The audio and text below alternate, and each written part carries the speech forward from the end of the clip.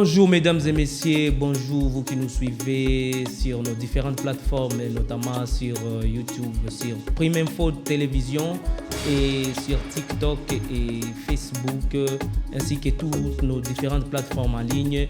Nous vous disons meilleur vœux pour ce tout premier numéro de ces podcasts animés par votre humble serviteur Rigen Shindano pour le compte de votre média que vous aimez le plus. Nous allons aujourd'hui, dans ce tout premier numéro de l'an 2024, nous allons décortiquer ensemble avec nos différents invités la situation politique en RDC dans cette émission qui se veut être une émission d'analyse avec nos différents invités. Il y a des journalistes sur la table, je ne suis pas seul. Sans plus tarder, je vais commencer à présenter à ma gauche les très habituels André Ndambi pour le compte de la VOA Africa. Bonjour André et meilleurs vœux.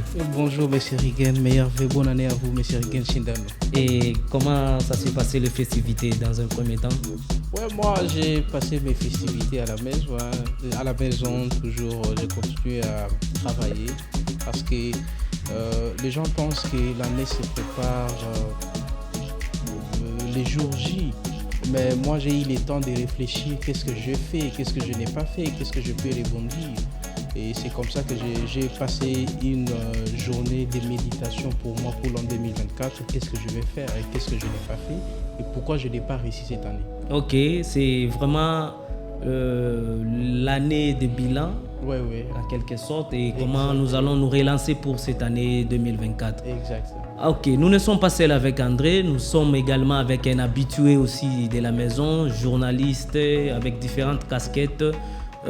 Pour les comptes également des Prime Info, nous sommes avec Jonathan Luamboa. Bonne année Jonathan. Bonne année à Rigen et bonne année à tous ceux qui nous suivent sur YouTube, sur TikTok et sur les différentes plateformes de primeinfo.cd.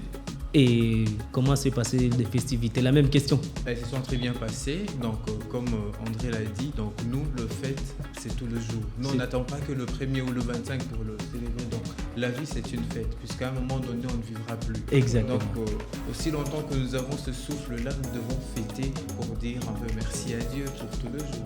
Exactement. Ok.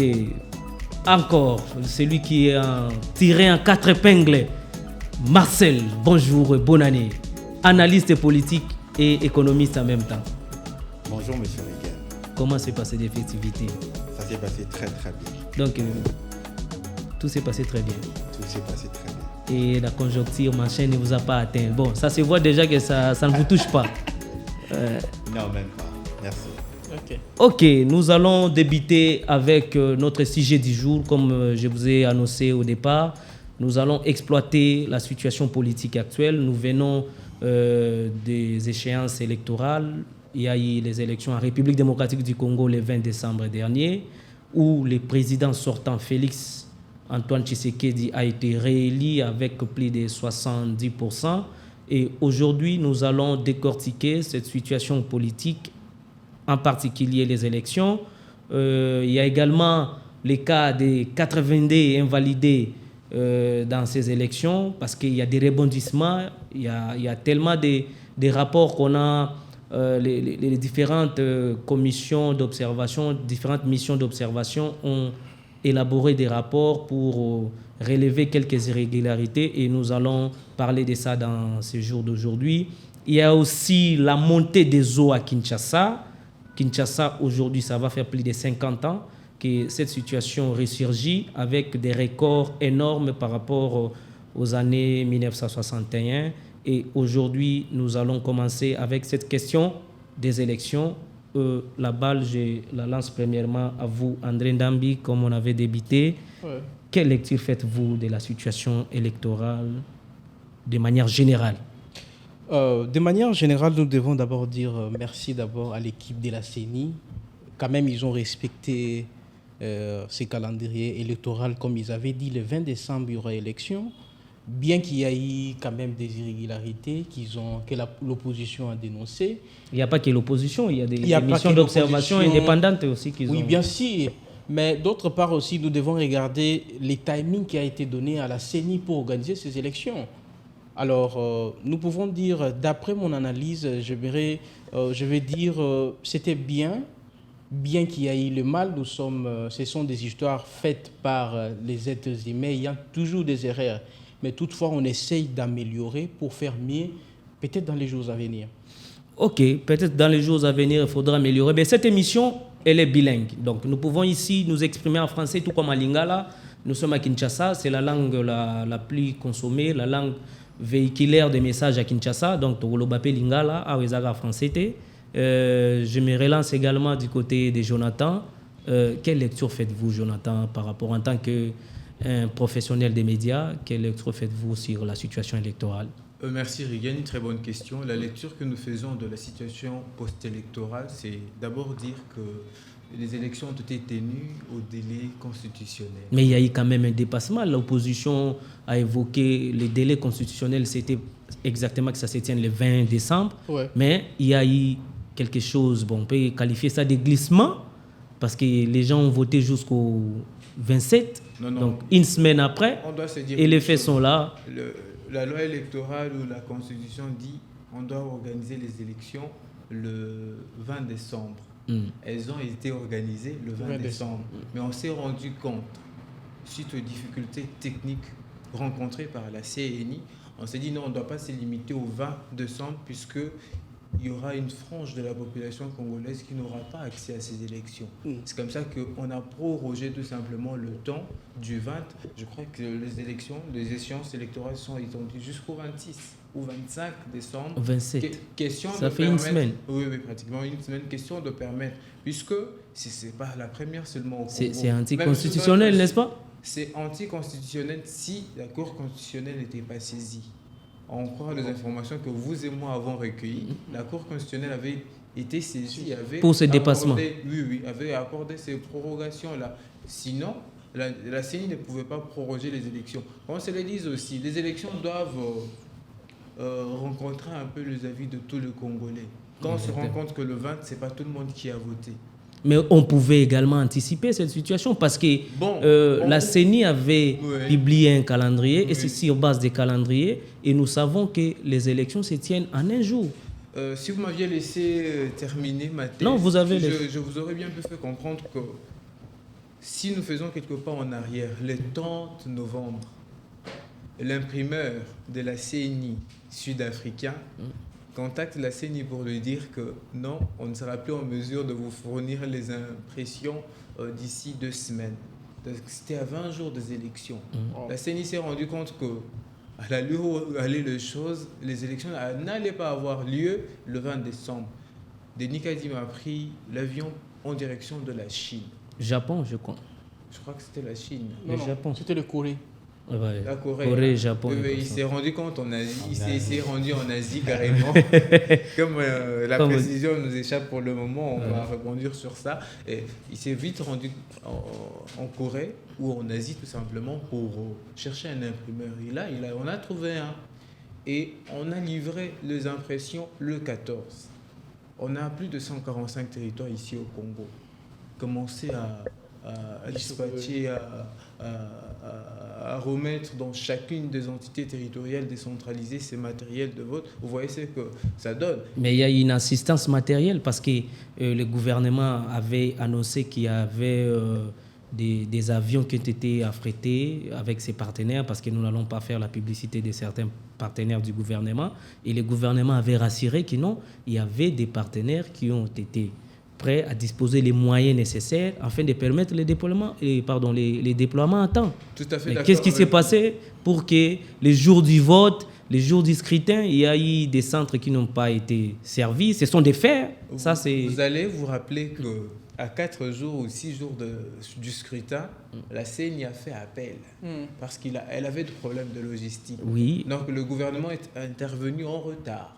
Donc c'est dire que si la CENI pouvait demander la prorogation pour ne pas qu'il y ait élection le 20, les opposants allaient carrément dire que non, il y a glissement, c'est Fachi, Félix Antoine Tshisekedi. Mais moi j'ai eu à interviewer Martin Fayoulou, il avait soulevé ça. Non, Martin Kadima pouvait quand même demander. Martin Fayoulou l'a soulevé après les élections. Oui, c'est ce que le même après Martin les élections. Fayoulou, avant les élections, mordait à l'hameçon pour que les élections aient lieu le 20. Donc, vous voyez-vous que finalement, on se rend compte qu'au Congo, on n'a pas de mais ce n'est pas quand même, soyons quand même, rappelons-nous, ce n'est pas notre première organisation des élections. Nous sommes aujourd'hui pratiquement au 4e cycle, c'est-à-dire nous sommes un pays habitué à organiser ces élections. Nous connaissons les tenants et les aboutissants. Et ce n'est pas à 10 jours, 14 jours, 6 jours avant les scrutins qu'on va commencer à gesticuler, à spéculer autour des déploiements et des matériels nécessaires pour pouvoir déployer ces C'est comme ça que moi je lancerai un appel à nos dirigeants. On a, je ne veux pas faire de publicité ici, on a beaucoup de maisons d'imprimerie aujourd'hui à Kinshasa, de maisons très professionnelles. Exactement. Pourquoi le gouvernement ne sait pas faire confiance à ces aux nationaux, aux locaux? Voilà. On doit pouvoir faire confiance aux locaux. Mais il est aussi vrai qu'on va se rappeler pendant le jeu de la francophonie, un travail de $50,000, ici on exigeait 50 millions. Donc c'est aussi demander à nos frères et sœurs congolais de mettre la patrie au cœur de tout. Ne pas toujours voir l'aspect pécuniaire ou l'aspect de l'argent. Non, voyons d'abord le service que nous pouvons rendre au pays. Puisque j'estime que si nous avions un imprimeur au pays, il pouvait déjà remettre ces dispositifs-là à la CNI 1 mois, 3 mois avant les scrutins électoraux. Merci beaucoup, Jonathan. Et nous allons poser presque la même question, mais les gens déjà, les amis ont rebondi là-dessus. En tant qu'analyste, Marcel, les élections ont eu lieu le 20 décembre. Avec tout ce qui entoure ces jours-là du scrutin, nous avons assisté, personnellement, j'ai été dans plusieurs centres de vote, dans des bureaux de vote, où nous avons remarqué un grand retard dans les déploiements, dans le débit des votes, et ça a occasionné à ce que l'on puisse glisser même une semaine après. Alors, est-ce que les revendications qui se font aujourd'hui n'ont-elles pas une base solide pour contester ces élections? Bon, s'agissant de moi, je peux dire que je ne pense pas qu'il puisse y avoir des contestations fermes. Je pense que selon le calendrier, comme il a été prévu, qu'il puisse y avoir les élections le 20 décembre, on aurait dû, sinon moi, c'est mon avis. Oui, ça n'engage que vous. Oui, exactement. On aurait dû accepter que les gens qui ont pu voter les 20. Ouais. Mais tellement qu'on est Congolais, on se dit que, ok, moi je méritais peut-être d'avoir X voix. Ils ont dû laisser. Et comme personne aujourd'hui, comment je peux dire, les gens qui contrôlent, qui sont là pour surveiller. Quoi, les observateurs? Les observateurs n'ont pas dit quelque chose par rapport à cela. Non, mais la CENCO, la mission d'observation CENCO et CC, ils ont suffisamment parlé là-dessus. Ils ont, dès les premiers jours, il y a eu, je me rappelle, il y a eu même un rapport lu par l'abbé Chollet qui avait déterminé les irrégularités qui ont été enregistrées dans plusieurs bureaux de vote. Et tout ça, ça ne pouvait pas alerter à ce que l'on puisse quand même réorganiser même ces élections carrément, parce que tout ce qui s'est passé, ça ne s'est jamais fait dans ces pays. Nous sommes au 4e cycle et la manière dont les élections se sont déroulées cette fois-ci, ça laisse à désirer. Et si les voix s'élèvent comme ça, c'est quand même justifié quelque part, parce qu'on pouvait anticiper toutes ces irrégularités, tous ces couacs. Non, mais moi, je pense aussi, par rapport aux facteurs, déjà, je peux prendre ici à Kinshasa, il y a eu la pluie. C'est déjà un moyen de revendiquer, de dire, OK, il y a eu la pluie, on peut voter demain. Dans d'autres provinces ou villes et tout, territoires, on a vu que dans notre centre, on a eu à casser les matériels. Oui, mais c'est parce qu'il y avait des files d'attente, les gens se sont lassés, ils étaient fatigués parce que... bon, non, je ne justifie pas les casses, mais j'essaie un tout petit peu de voir les circonstances atténuantes, comme on dit, qui ont fait que les gens puissent réagir comme ça. Imaginez quelqu'un a quitté chez lui à 6 h du matin parce que le vote avait carrément 16 h, si je ne m'abuse pas, non, 7 h du temps de vote, parce que c'était jusqu'au plus tard 17 h, 18 h qu'il fallait fermer. Maintenant, quelqu'un qui quitte chez lui à la maison à 6 heures et arrivé jusqu'à 14 heures, 15 heures, il n'y a pas encore de matériel dans des centres de vote. Parfois même, moi, là où j'étais, il fallait attendre un technicien pour venir allumer les machines. Et une des machines, en fait, trois des machines qui étaient là, il fallait des câbles d'alimentation et qui n'étaient pas là. Comment se fait-il la CENI a déployé ces matériels avec de telles insuffisances? Oui, c'est ça. Ça peut frustrer les gens. Oui, c'est normal. Là, je comprends tout à fait votre point de vue.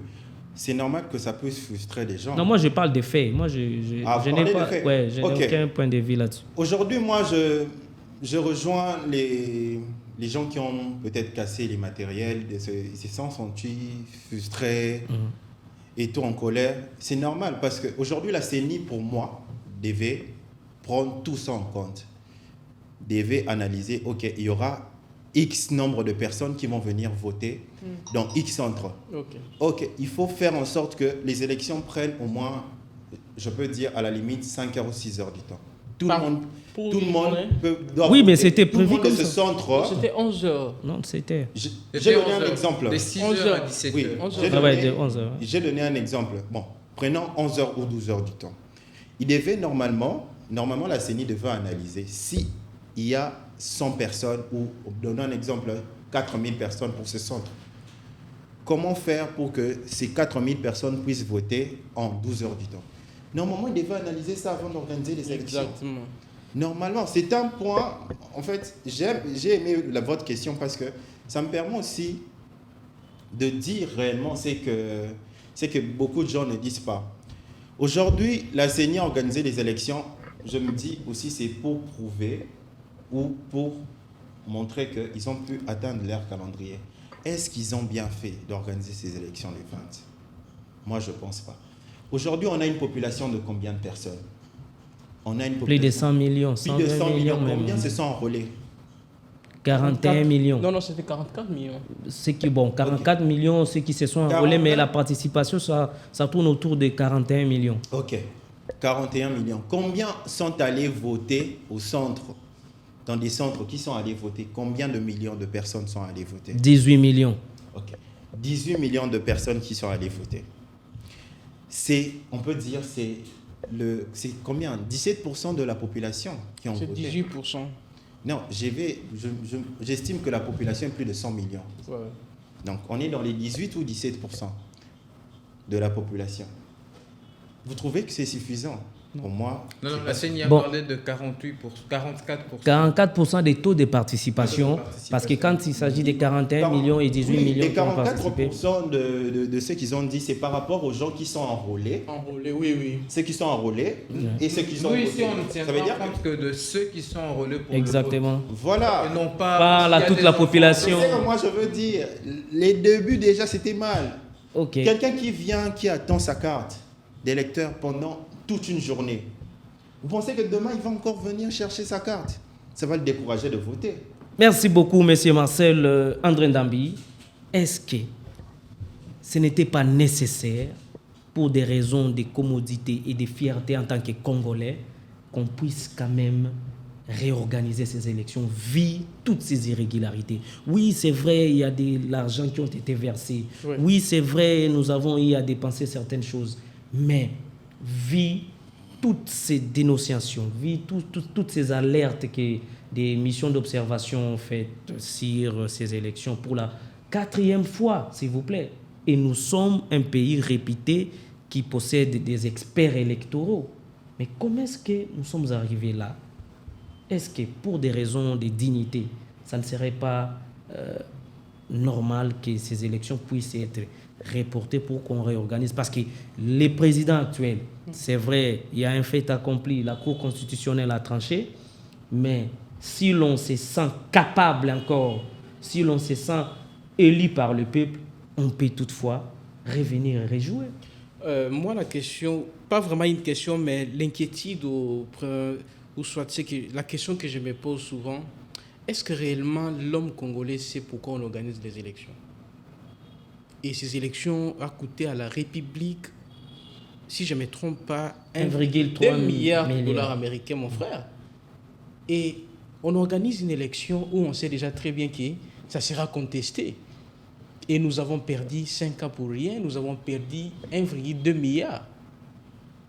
On doit vraiment ressentir cette charge pour dire non, la RDC ou soit notre nation va dépenser autant de milliards qui pouvaient construire des hôpitaux, des centres de santé, des écoles, des routes. Mais lorsqu'on prend cet argent pour le mettre à la disposition de la CENI pour organiser les élections, ça devrait quand même dégager une bonne organisation voilà. Pour permettre au moins aux Congolais de se sentir dignes de dire oui, j'ai fait mon choix et ça reflète ce que je vais dans 5 ans à venir. Voilà. Donc, c'est facile de dire réorganiser les élections, tout ça, mais nous devons aussi mettre l'accent sur les dépenses, les coûts des élections en RDC. Et c'est les plus chers. Et c'est les plus chers. Les élections les plus chères. D'après mon analyse, ou soit d'après mes idées, ou soit d'après moi, je pense que nous ne sommes pas encore prêts pour organiser les élections en Afrique, ou soit en RDC. Bon. Pourquoi? C'est encore un sujet profond que vous venez de relancer. Profond, mon cher, parce que on est déjà... Tout le monde le sait. Chaque président qui organise les élections, c'est difficile de le perdre. Mais dis-moi, on a vu ça avec... c'était quel pays? En Zambie? Non. Dernièrement ici. C'est le joueur, il s'appelle encore comment? Je jouais à Libéria. Libéria. Donc, on le sait déjà très bien que le président qui est sur sa fauteuil, c'est lui qui organise, il a la Cour constitutionnelle, il y a ça. Donc, dès le départ déjà, l'opposition, la société civile, tous les acteurs qui se réunissaient pour les élections n'étaient pas d'accord d'abord avec le président Kadima. Vous voyez, déjà des contestations. Et pourquoi vous acceptez alors aller à ce genre d'élections? D'après moi, il fallait refuser. Il fallait boycotter. Il fallait boycotter. J'avais vu ça avec Martin Fayulu, mais à un moment, il est revenu encore à sa décision. Ce n'est pas ça. Un leader, quand il dit « je ne pars pas », il se décide. Donc...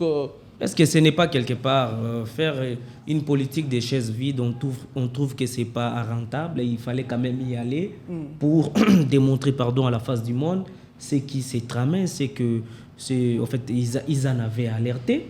Parce qu'il y a mais on n'a pas tenu compte de ça. De ça, nous sommes allés quand même pour en fait, manifester, parce que de l'autre côté déjà du pouvoir, il y avait des langues qui se disaient que voilà, l'opposition n'est pas prête à aller aux élections et ce sont des excuses qu'on ne puisse pas organiser ces élections-là pour qu'on aille au dialogue. Mais voilà maintenant les résultats aujourd'hui. Est-ce que quelque part, ils ont voulu juste prendre les trains en marche pour ne pas être accusés après que non, voilà, ils n'ont pas voulu participer à ces élections, ils n'ont pas le droit de critiquer comme ceux-là sont attribués à ceux qui n'ont pas participé, notamment à la formation des FCC, PPRD, consorts, qui n'ont pas participé. Aujourd'hui, on leur interdit même d'épiloguer là-dessus. Est-ce que ce n'était pas aussi une manière de dire, voilà, nous y allons, mais vous verrez ce qui sera fait? Oui, c'est une façon de dire, ou soit de démontrer à la face du monde que déjà on avait dénoncé. Voilà. Et voilà maintenant la réalité. Voilà. Et nous tous, nous sommes sur le terrain. On a vu comment les choses se sont déroulées. Et Reagan, ça fait très mal. Hein? Exactement. J'ai épinglé l'accent sur les dépenses, les coûts des élections qu'on ne tient pas compte. C'est juste une journée, mon cher. Voilà. Mais c'est la République qui perd cet argent. C'est les trésors publics. Une maman qui vend peut-être... Ce sont des contribuables congolais. C'est l'argent de vous et nous ici. De vous et nous, des pauvres Congolais. Marcel, est-ce que la CENI doit continuer à ratisser large sur la liste des candidats qui doivent annuler les résultats, ou bien les 82 suffisent vu les irrégularités? Moi, je vais rejoindre M. Jonathan par rapport à ce qu'il a eu à dire. Mais j'aimerais rajouter que, pour moi, les 82 ne suffisent pas. S'il y a 100, 200, 300, il faut les écarter. Pour moi, il faut les écarter. Parce qu'on veut montrer quoi à la jeunesse congolaise? Qu'on peut tricher, qu'on peut se réveiller un matin, tant qu'on a l'argent, on peut acheter une machine, on peut avoir une machine, on peut corrompre la CENI, on nous donne X montant, et puis il nous donne, et puis on gagne, on devient député. Non, c'est anormal. Les fameux chancelo Gopamba. Chancelo Gopamba, awa tolingi yango te. Na Congo tolingi sous chance et Gopamba te.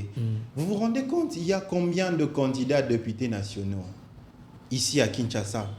Il y en a combien? Plus de 9000. Pour combien de postes?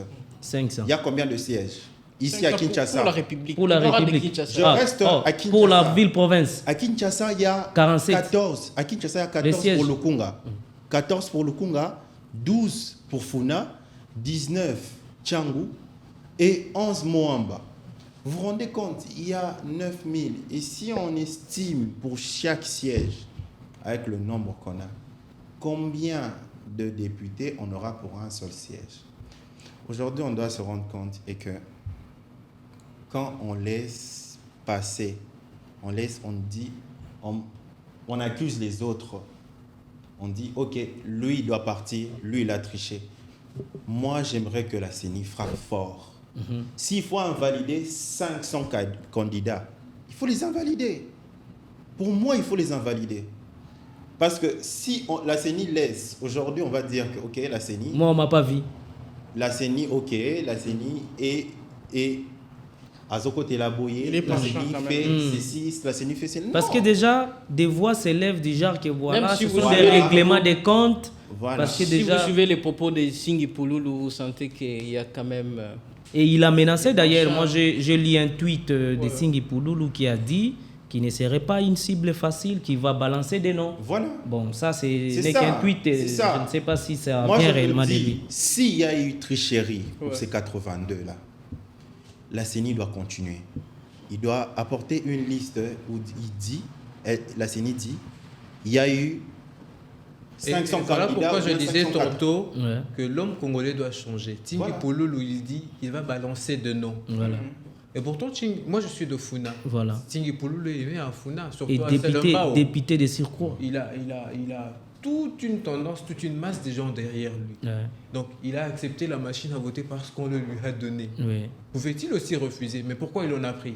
C'est quand la CENI frappe que tu viens dire non, il y a toute une kyrielle de personnes, il y a une liste longue de personnes derrière cette situation. Il ne veut pas y aller seul. Quand l'homme congolais a changé, si l'homme congolais changeait, si on changeait l'homme congolais, de telles situations n'arriveraient pas. Exactement. Parce que quand on te propose, non, Tingui Pouloulou, si tu veux être député en 2020, pour la législature de 2023-2028, il faudrait prendre cette machine. Tu te dis, moi j'ai le peuple derrière moi, j'en prends pas. Mais quand on sait vendre sa personnalité en acceptant de tels deals, c'est une façon de vendre aussi le pays. Oui, moi je pense aujourd'hui, la CENI qui se dit qui est indépendante, elle se dit indépendante. Aujourd'hui, la CENI ne doit tenir compte d'aucun parti politique. La CENI doit frapper fort. Je me dis ça parce que la CENI se dit indépendante. Il n'est pas à gauche, il n'est pas à droite, il n'est pas devant, il n'est pas derrière. Elle est la justice. Donc, frappez fort. Ok, nous entrons également à ces tout derniers sujets du jour, notamment la montée des eaux à Kinshasa. Ça fait plus de 50 ans, depuis 1961. Et aujourd'hui, nous assistons à une crue de plus de 7 mètres, parce que la tendance nous amène au-delà de 7 mètres. La régie des voies fluviales avait alerté sur ces faits. Pourquoi est-ce que les autorités ne réagissent pas? Pourquoi est-ce que les autorités n'ont pas anticipé ces faits-là, André Ndambi? Rigen, la charge, ou soit c'est entre les deux cas, qui est les pouvoirs publics et la population aussi, Rigen. Parce que le ministère urbain, ou soit le ministère qui s'occupe de l'urbanisme, lorsque vous accordez aux gens de construire dans des lieux où demain ou le lendemain il peut y avoir des dégâts, donc vous autorisez, c'est mal. Hier, j'ai fait une interview avec un journaliste sur des questions environnementales. Alors, il m'a dit, André, nous remarquons qu'ici à Kinshasa, toute la population se concentre dans la partie ouest. Or, il y a toute une partie où la population n'est pas. Il Il n'y a pas les habitations. Il n'y a pas les habitations, Maluku, il y a partout, c'est vaste quand même. Est-ce qu'il fallait, pour des normes d'urbanisation, est-ce qu'il faut élargir la ville ou bien aujourd'hui il y a de l'économie de l'espace. Ouais. Donc nous pouvons reconstruire des quartiers à Kinshasa. Pourquoi il n'y a pas cette politique-là d'urbanisation? Parce que dans des pays comme dans d'autres pays, aux Émirats arabes unis, ils n'ont pas assez d'espace que nous. Ils exploitent le petit espace qu'ils ont pour créer des habitations adéquates pour la population. Est-ce que nous sommes incapables de les faire avec toutes les intelligences, avec tous les moyens que nous avons dans ces pays? Oui, mais c'est ce que je dis, Rebel. Donc, entre les deux parties, il y a la partie du gouvernement qui devait vraiment sanctionner tous ces gens qui sont autour du fleuve. OK? Et j'ai bien... Sanctionner les habitants? Non. Sanctionner peut-être les chefs du quartier, les gens qui vendent ces habitations. Est-ce que c'est la faute qui sont tout autour du fleuve?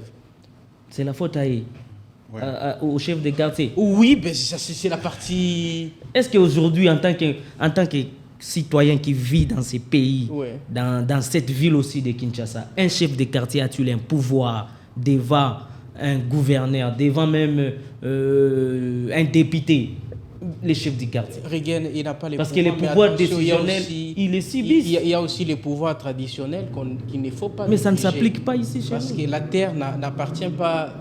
Je ne sais pas si j'ai... Ça appartient à l'État. Oui, mais attention, les chefs coutumiers, ils ont une part de responsabilité dans leur terre aussi, que vous ne pouvez pas venir comme ça en divagation pour décider. Mais on entre en collaboration avec les chefs pour voir, chef, comment on peut faire avec ici. Nous avons vu avec le marché de Kinsuka, où les chefs coutumiers, ils ont commencé à distribuer des terres à la population. Or, dans un cimetière, c'est après 50 ans qu'on peut habiter. Et on a vu ça. Donc, c'est un problème de l'État. L'État doit vraiment prendre en charge de ces genres de cas et prévenir aussi la population. Donc, c'est un problème vraiment sérieux dans notre pays, dans des petits problèmes comme ça qu'on peut toujours revenir. Ça me fait très mal au cœur, les gars. Merci beaucoup, André Ndam. Ça fait mal, ça fait exactement très mal. Jonathan, aujourd'hui, nous assistons à cette crue d'eau. La ville de Kinshasa est pratiquement submergée dans sa partie ouest, pardon. Est-ce qu'aujourd'hui, les autorités qui sont, nous les remarquons en fait, silencieuses, est-ce que c'est un silence coupable ou bien c'est juste comme l'avancent certaines autorités, notamment les porte-parole du gouvernement, que ce sont les effets des réchauffements climatiques? Non. Premièrement, je dirais que c'est un problème de lotissement. Kinshasa, c'est l'une des rares capitales au monde qui n'a pas été lotie ou qui a cessé d'être lotie juste à la période post-indépendance du pays. Donc après le Belge, la capitale Kinshasa n'a jamais été lotie. C'est un problème de lotissement. Quand on a cédé le terre pour construire la cité du fleuve Congo, on n'en a pas pris en compte. Voyez-vous, l'homme blanc, c'est à ce niveau-là que l'homme occidental nous dépasse. Donc nous, Congolais, nous faisons les choses... Mais les experts auraient alerté à l'époque que non, d'habitude, la crue se limite au niveau de 5 mètres. Et ils ont construit au-delà de 5 mètres. Donc, quelque part, ils ont été surpris par les effets de la nature. Non, ils ont été surpris par les effets de la nature, oui, je suis d'accord. Mais, voyez-vous, en France, il y a aussi eu la crue, pendant pratiquement la même période. Mais si vous allez aujourd'hui à la France, on a eu à maîtriser la situation chez nous. Exactement. Voilà pourquoi je parle du problème de lotissement. On doit mieux lotir la ville, puisque quand la ville elle est mieux lotie, on a de voies d'irrigation d'eau. Nous, on n'a pas de voie d'irrigation d'eau. Voyez-vous, en bout où notre reporter international André Ndam y a été il y a 2 jours. L'eau, elle est encore là, elle est en train d'estagner. Parce qu'il n'y a pas de voie d'irrigation. Et ça impacte sur la vie sociale. Les gens se déplacent le lot pour 4 boîte au foot à 500 francs. Moi, je dirais que ça impacte sur la vie socio-économique de la population. Puisqu'il y a des vendeurs qui doivent aller vendre, qui ne savent plus le faire. Il y a des travailleurs qui doivent aller rallier le service, le bureau, qui ne savent plus le faire. Donc, c'est un problème de lotissement. le nouveau dirigeant que nous venons de voter, je pense qu'ils vont surtout nous aider. Et surtout le nouveau gouverneur de la ville de Kinshasa. En tout cas, moi, j'attends vraiment... Est-ce qu'il lui aussi ne veut pas venir avec des excuses qu'il a trouvé des choses qu'on lui a laissé rien? Vous savez que on a décentralisé avec le nouveau régime, on a décentralisé. Et vous voyez-vous, à Kiabou, là, qui fait des œuvres là-bas au Katanga, parce que le pouvoir, l'économie, les ressources ont été décentralisées. Il gère certaines ressources, il envoie certaines autres au niveau central, au niveau national. Donc, le gouverneur, pourquoi Godempo, le président de l'Assemblée nationale, est en train de faire du chantage à Gentini Ngobila? Ils sont dans la cuisine interne, ils connaissent tous la situation. Donc, c'est dire que... La ville de Kinshasa génère assez de moyens. En tant que président de l'Assemblée provinciale, il a une lecture. Même si on ne parle pas de rétrocession, la ville de Kinshasa en elle-même, avec... vous savez qu'à Zando, même le marchand ambulant paye la taxe. Exact. Cette taxe-là, elle est gérée par Ekendekewapi. La DGRK ici. Vous savez que moi, j'ai été étonné, même le panneau publicitaire qu'on affiche ici et là sur la voie, il y a une direction qui gère toute la publicité physique. Cet argent-là, Ekendekewapi. Est-ce que même l'Assemblée provinciale est informée de cette situation? Bon, ils savent. Donc, c'est-à-dire que toute cette panoplie de choses doivent être bien contrôlées par les organes législateurs de notre pays. Et non pas seulement voter de loi, il faut aussi suivre de manière assez sereine le finance de notre ville. La ville de Kinshasa a beaucoup de moyens. Beaucoup de moyens. Regardez la route Elenguessa. Elle nous aide. Nous qui sommes de Funa, on est très contents. Autrefois, pour aller à l'UPN, à Mongafula, il fallait contourner. Il fallait contourner les centres-villes, aller vers Mongafula. Il suffit de fréquenter l'avenue Elenguessa et se rendre aujourd'hui à Mongafula. Donc le nouveau gouverneur doit beaucoup se pencher sur le technique d'assainissement de la ville et d'irrigation d'eau. On doit instaurer une taxe environnementale. On vient devant chez toi, on trouve des immondices dans le caniveau, tu as une taxe de $200. Tu ne le payes pas après 6 mois prison ou on te ravit carrément la parcelle. Vous verrez que beaucoup de gens qui font du chantage, puisque la même population qui est en train de réclamer que les autorités ne foutent rien, ne font rien, c'est la même population qui, quand elle mange un chewing-gum, elle balance le sachet dans le caniveau. C'est une question aussi d'éducation des masses. C'est une question d'éducation de masse, c'est aussi une question de politique. Ok. Marcel, nous arrivons presque à la fin. La réalisation nous fait signe que nous devons atterrir. Rapidement, quelques mots. La montée des eaux à Kinshasa, en tant qu'économiste, ça a un impact sur le coût, le pouvoir d'achat des Quinois en particulier. Et la situation semble être généralisée dans tous les pays. Et qu'est-ce que cela peut avoir comme conséquence dans le vécu du Congolais? Ok. Comme vécu, ce que ça va apporter, c'est déjà la pauvreté. Imaginez les gens qui ont des boutiques, maisons d'habillement, magasins et autres. Vous imaginez fermer ces portes. Ça veut dire qu'ils vont commencer à puiser dans des réserves. Les économies qu'ils ont eu à garder pour faire autre chose, ils vont commencer à les utiliser. Mais quand ils vont finir à utiliser ces réserves, qu'est-ce qu'ils vont faire? Aujourd'hui, on doit tenir compte de ça. Les facteurs économiques jouent un grand rôle. Déjà, les gens qui habitent de ce côté-là, ils ont eu à perdre beaucoup de matériel. Tout ce qui est télé... Il y a des maisons qui sont délaissées. Voilà. Il y a même, j'ai entendu, il y a d'autres jeunes qui m'ont dit, nous n'allons plus rentrer là-bas. Même si... Dans la commune de Barumbu, il y a des gens qui ont laissé des maisons. Voilà, c'est anormal. Moi, aujourd'hui, j'en veux...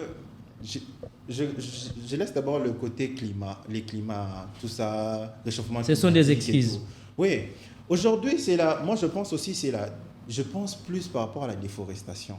Il y a des endroits vers le fleuve, comme M. André a eu à le dire. Il y a des endroits où on ne pouvait pas construire, on ne pouvait pas couper ces arbres. Bien sûr. Aujourd'hui, les gens, ils viennent directement, on dit, ah, ok, terrain en gros. On coupe les arbres, ils construisent. Est-ce qu'ils font repousser ces arbres? On a assisté dans les années 2000, 2004, 2005, 2006. Il y avait des arbres sur le boulevard. On pouvait se cacher quelque part quand on était en train d'attendre les transports pour rentrer à la maison, quand on étudie dans les écoles ici. Où sont passés ces arbres? Remarquez bien, il y a une centralisation ici à Kin. Surtout la partie ouest. Moi, c'est que... Oui, surtout la partie ouest. Gombe et tout. Remarquez, on a construit le centre financier où? Ici à Kin Ouest. Tout est centralisé ici. Imaginez un jeune qui gagne $250 le mois, qui est habitué à travailler ici en ville. Il va vouloir habiter où? Est-ce qu'il va vouloir aller habiter loin? Il va vouloir habiter dans le centre-ville. Tout ça, cette centralisation, ça crée déjà le réchauffement climatique. Il n'y a pas d'arbres. Il y a beaucoup de gens qui sont concentrés quelque part. C'est tout ça. Il a parlé ici des déchets. Quand il y a beaucoup de gens qui jettent, qui n'ont pas la mentalité, qui ne sont pas peut-être bien éduqués, et qu'est-ce que vous proposez pour pallier à cette situation? Parce que Jonathan l'a évoqué, oui. Il y a cette culture-là qui s'est enracinée dans la population où la salubrité devient la norme. Alors, est-ce que pouvez-vous nous dire à quelques mots la solution et puis chacun de nous va chuter sur ces points-là? Oui. Ce que je peux dire déjà, c'est par rapport aux constructions. Pour une meilleure audition même à Lingala. Oui. Banakini Balanda. Banakini Balela. Banakini Balanda. Ngai pona ngai na kosenga na bakonzi ya mboka bazala na habitude ya ko linga ko concentrer batuka kesika mokote to décentraliser esika ezalaki na kaniveau tozongisango kaniveau esika ezalaki na puits perdu tozongisango puits perdu tozotonga bisika nyonso esika ya kotonga te tozotonga. Moi je trouve ça inconcevable que otongi ndaku na yo likolo ya bakaniveau. C'est anormal. Merci beaucoup. Merci Marcel. André, votre ultime conviction à la fin, Tokenembangu, parce que nous arrivons à la fin, nous avons suffisamment dépassé les minutes. Ce que moi je vais proposer, d'abord le changement de mentalité auprès de la population congolaise et la prise de conscience d'aimer d'abord notre nation. On a que cette nation comme patrimoine qu'on doit bien protéger, préserver aussi. Donc dire aussi à nos autorités de sanctionner ceux qui ne respectent pas la loi. Et pourquoi on a établi ces lois? Nous avons une constitution où nous sommes redevables à respecter cette constitution. Et quand on n'a pas cette prise de conscience de se dire non, là-bas c'est la loi. On est tous chrétiens, on respecte la Bible, on respecte tout ce qui est écrit dans la Bible. Et nous sommes aussi patriotes où nous nous inclinons devant la loi, Constitution. Devant la Constitution, donc devant les lois de la République. Donc il faudrait appliquer la loi. Oui, il faut appliquer la loi. Même avec ton proche, ceux qui attendent aux approches Nangaï, mais au Salima prison. Donc c'est comme ça. Merci André Ndambi, Jonathan Luamba, votre ultime conviction et si pour une meilleure compréhension des martelés à la langue véhiculaire des messages à Kinshasa. Merci Naolo Banalingala. Donc Banakin balela raté d'abord. Pour na kobongisa Kinshasa esengeli ngai yo ye totia loboko to bongisa ngo. To bongisa Kinshasa d'abord na ba niveau ba na biso. Liboso lopangu na yo osali ba saleté okati ba légumes, okati ba épices, ozi saleté okotia na balabala. Boule beti et sali poto lobi kuna ekomi érosion obéi l'état. Ce n'est pas un geste responsable. Donc à partir na yo nangai to boka eso bilo na balabala te. Caniveau atamboule beti salta moninge ye liboso na oyo bimisa ngo carrément tango e kauki obengi mutamatiti amemi ake koboka. Ou sinon tie ba système ba ndeko ko sala ya que batie mabende poto songo le beti ba salta baninga et pas ina été Tami voilà, c'est-à-dire que salta moninga etika le pas ye kuna salta na yo etika pas na yo pas no etika propre. soki tosali bongo ekozala malamu ekomoni moninga azobwaka biloko ya salite na balabala fondé par l'état et aussi na baconseillers municipaux parce que depuis 60 ans tozali suna bango te qui seront élus cette fois-ci donc c'est parmi le bon côté il y a photobete la paix de nika di maboko tosali si 3 scrutins elandani tosali si ya baconseillers municipaux te totie bango pe batiaka na niveau na biso parce que aussi il faut que na niveau assemblée provinciale ba ko définir rôle ya ba bourgmestre pour nazomona que soki ba conseillers municipaux ba ebi rôle na bango et que ba bourgmestre ba ebi rôle na bango bonde ba osunga gouverneur atambwisa makambo malamu et que l'état pe na niveau central ba kopesa bato wana nyonso ba pouvoir ya ba politique na bango. Merci. Pouvoir politique na bango merci beaucoup Jonathan Luamba. Nous arrivons à la fin de ce tout premier numéro de l'an 2024 ici à Prime Info Télévision dans votre actualité, dans votre émission Primactu. Moi je dirais ceci, premièrement na ba autorité ya mboka bo voyageaka bokendeki na bamboka mindele bomonaka ndenge nini basalaka. Comment se fait-il une grande ville comme Kinshasa, plus de 15 millions d'habitants, mituka il y a évacuation même d'eau ya aspirer ba maye zate na ba commune même ba ambulance ezalaka te, ba anti incendie ezalaka te. Soki incendie esalemi na kine awa il faut ba mituka ya ba onizende ya kosala boka kapia tasuni. Vous voyagez, vous allez ailleurs. Cette fois-ci, peuple congolais vous a regardant vis-à-vis na bino. Cette fois-ci, ba député ndenge bazo wela kokende kuna po bayoki ke salaire komata $33,000. Mais moi je suggère à l'actuel au réélu président au frapper au kitisa au défendre bango te kitisa mbongo wana esunga mboka na biso to avancer to longwa na sonio parce que Kinshasa est réputée la plus belle mais aujourd'hui j'ai même du mal à le dire. Donc nous arrivons à la fin, chers téléspectateurs, merci de nous avoir suivis et nous vous donnons rendez-vous au prochain numéro.